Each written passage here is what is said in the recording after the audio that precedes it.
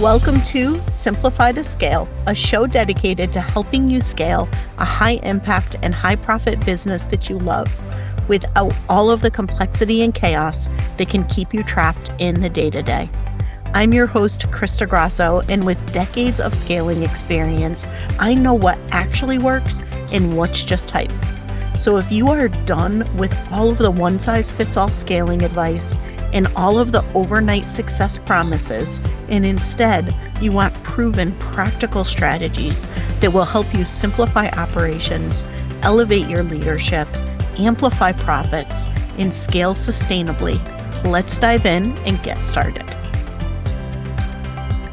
Hello, and welcome to another episode of the Simplify to Scale show. Today is all about one of my favorite statements, which is, it depends.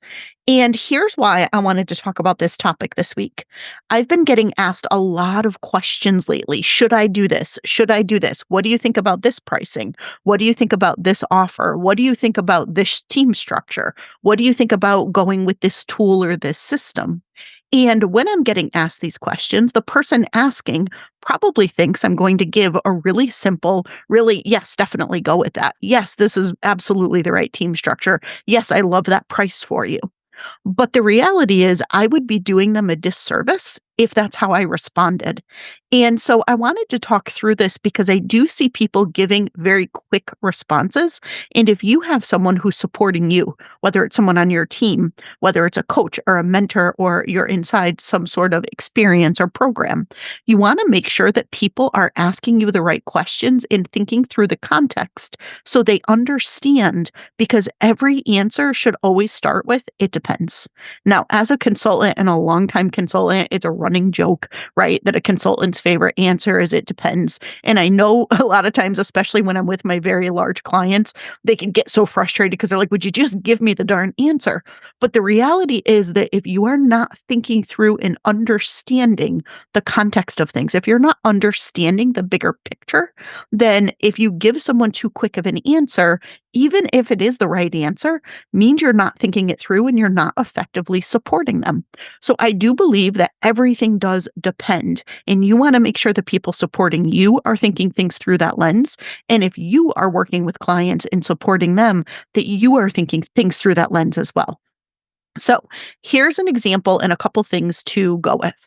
One of my clients, for example, reached out and said, hey, I'm looking at my offer suite. I'm shifting some of my pricing. I've been supporting her through this. A lot of clients right now are readjusting either their packaging, their pricing, or their positioning of their offers to try to get better conversions, try to fit into the changes of today's market.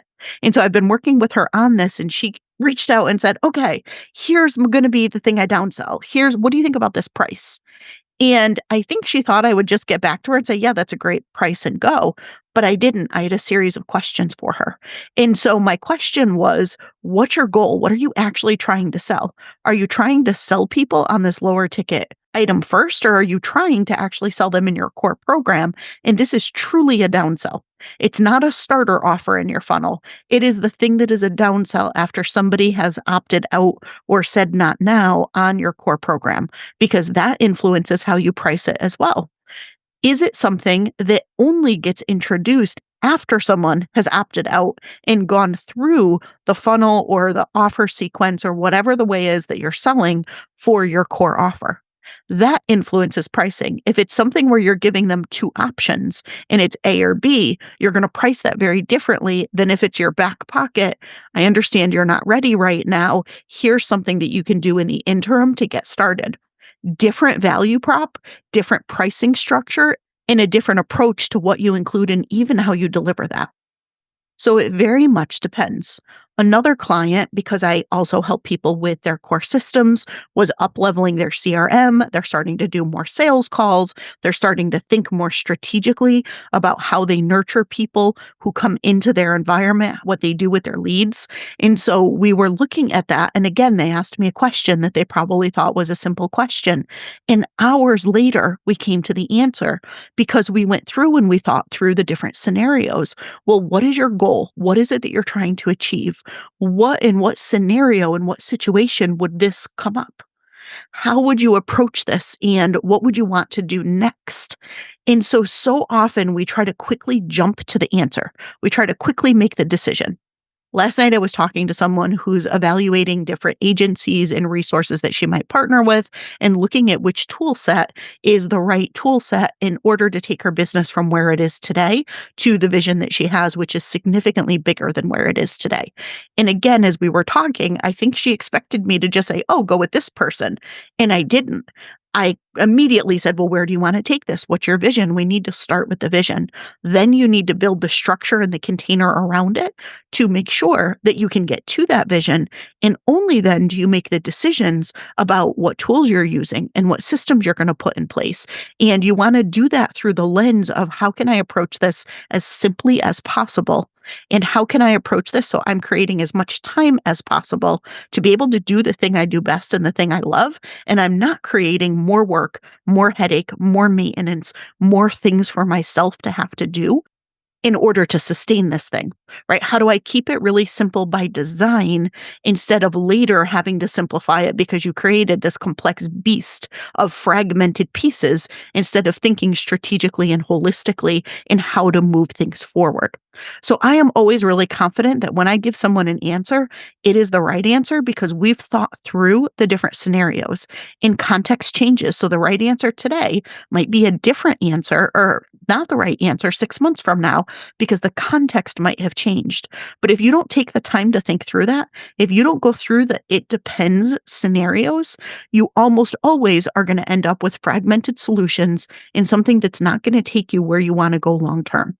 So this is a quick episode this week. This is something that's top of mind because all week long, I feel like I'm answering, it depends. It depends. I love that idea. That sounds great. However, before we say that's how we're going to move forward, I really want to make sure that we map this out and get really clear on what the goals are, where you're trying to take this. Let's look at what's working really well that we want to protect in the business. Let's look at what's not working and what problems you're trying to solve for with this idea.